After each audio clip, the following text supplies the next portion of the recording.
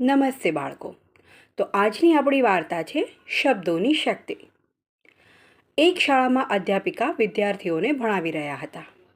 એટલામાં જ એક અધિકારી ત્યાં આવી ગયા. પણ તેમને આવકાર ન મળ્યો, કારણ કે અધ્યાપિકા બાળકોને ભણાવવામાં મગ્ન હતા. અધિકારીને માઠું લાગ્યું. અધિકારીએ શિક્ષિકાને કીધું, તમે મને આવકાર પણ ન આપ્યો, મને તો માઠું લાગ્યું છે. માફ કરજો, પણ હું વિદ્યાર્થીઓને ભણાવવામાં મગ્ન હતી. આ જવાબ અધ્યાપિકાએ અધિકારીને આપ્યો. અધિકારીને ગુસ્સો આવ્યો. તેમણે કીધું, શું તમારા આમ ભણાવવાથી તેમનામાં પરિવર્તન આવવાનું છે? હું નથી માનતો.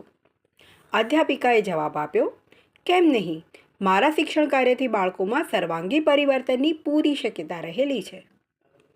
અધિકારીએ પૂછ્યું કે આમ ભાષણ માત્રથી વિદ્યાર્થીઓમાં શું સુધારો આવી શકે? ત્યારે અધ્યાપિકાએ એક વિદ્યાર્થીને ઊભો કરીને કીધું કે આ મહાશયને ધક્કો મારીને અહીંથી બહાર કાઢી મૂકો. આ સાંભળી અધિકારી મહાશય ખૂબ જ ગુસ્સે થઈ ગયા. તેમની આંખો લાલચોળ થઈ ગઈ અને જાણે અધ્યાપિકા પર હાથ ઉગમવા ધસી ગયા.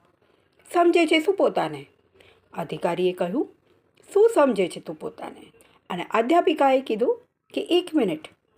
એમણે નમ્રતાથી સમજાવ્યું કે આમ અચાનક આટલે ગુસ્સે થઈ ગયા. અમે આપને ધક્કો મારીને બહાર કાઢી તો નથી મૂક્યા ને?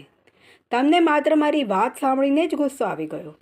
બસ આમ થોડા સુમધુર શબ્દોથી તમે કોઈનું પણ દિલ જીતી શકો છો. તો બોધપાઠ આપણને આજનો મળે છે કે શબ્દો છે જ માત્ર થોડા ધ્વનિ તરંગો જ, પરંતુ એટમ બોમ્બ જેટલી તાકાત ધરાવે છે.